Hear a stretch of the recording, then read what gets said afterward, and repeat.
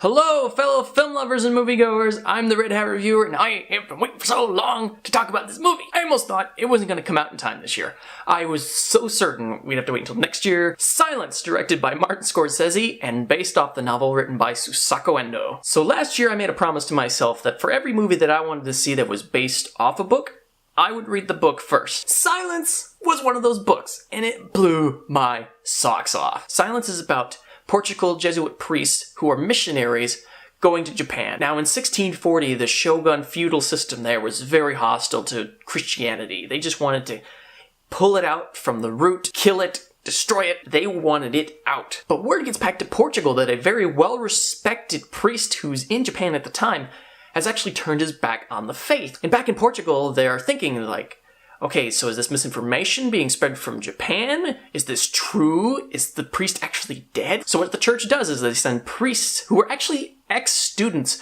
of this man to find out what the truth is. Shhh. And the film, holy cow.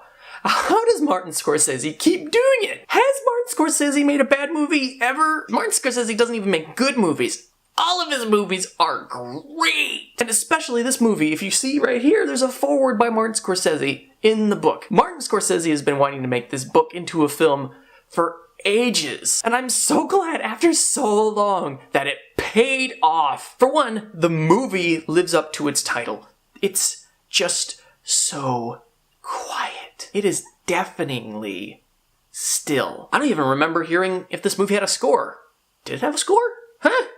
I guess it did. So like I said before, these priests are in real danger. They are intruders. They are enemies of the state. Something as simple as coming out of the hut you're hiding in at the wrong time can get you killed. So I can't say it was the sound design that made this film amazing, but rather the lack thereof. Also, of the films I've seen all year, this film has some of the best cinematography. It is so picturesque. The countryside is so beautiful. There are times when the sun is out and the hillsides and the mountains are absolutely majestic. There are times when there's also fog and you can't see where you're going and you feel like something's gonna pounce any second. Martin Scorsese, who is so knowledgeable about cinema, not just American cinema, but cinema from all corners of the world. I imagine he'd studied a lot of old Japanese films. There were moments that were ripped right out of Kurosawa samurai films. Moments where a camera would be firmly focused on a character and then you'd someone say something off screen and rather than just cutting to them,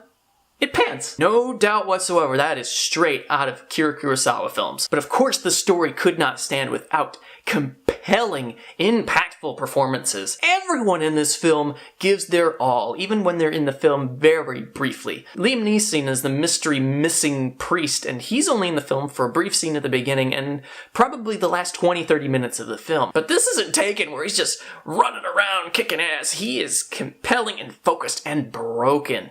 Everyone in this film is broken. The two priests who have to go after Liam Neeson's character, played by Andrew Garfield and Adam Driver respectively, both give the performances of their careers. And you know, that's kind of funny because Andrew Garfield just in November did that with Hacksaw Ridge. The torture and the spiritual suffering these two went through is killer. And ultimately, that's what the film gets its title from. Silence. These characters are praying and praying and praying, but nothing is happening. Innocent people continue to be killed and tortured and nothing is happening and no one is answering. I also have to give a shout out to the actor who played Chichichiro. He's definitely someone who pushes the limits of your patience, but at the same time, by the end of the story, you feel like he is justified in every single decision that he makes and that you are empathetic to the point where you realize in the same situation, you probably would have made the exact same decisions. Now, there are a few nitpicks I do have with this film, and mostly what you'll probably be hearing is how the film has an enormous runtime. Now, you listen here, folks. If I hear anyone say this movie's almost 3 hours, I have a lesson to teach you. There is a whole 30-minute spectrum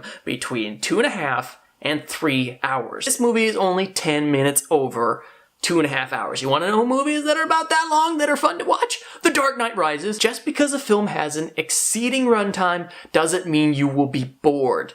Pacing is the important thing. As long as you can continue to be engaged through the duration of the runtime, it doesn't matter how long the movie is. I will say though, two things. One, I felt like the last 5 minutes were a little unnecessary. There was a frame that was perfect to end on with a quote that perfectly wrapped up the theme of the film. It could have ended right there. The last 5 minutes, though still not boring, were a little bit unnecessary in my opinion. And secondly,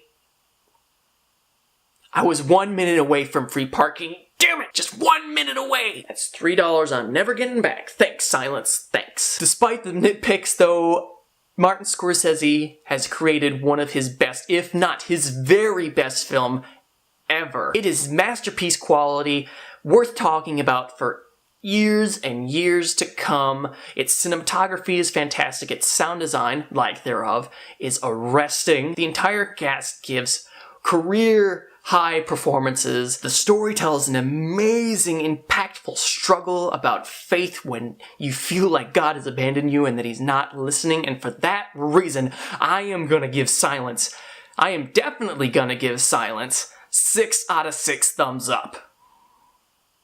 Oh, thanks for watching, guys. If you like this review, make sure to give me a thumbs up. If you want to see more videos, make sure to subscribe down below. You can also follow me on Twitter at JordanTQat, and make sure to tip your hat to good movies.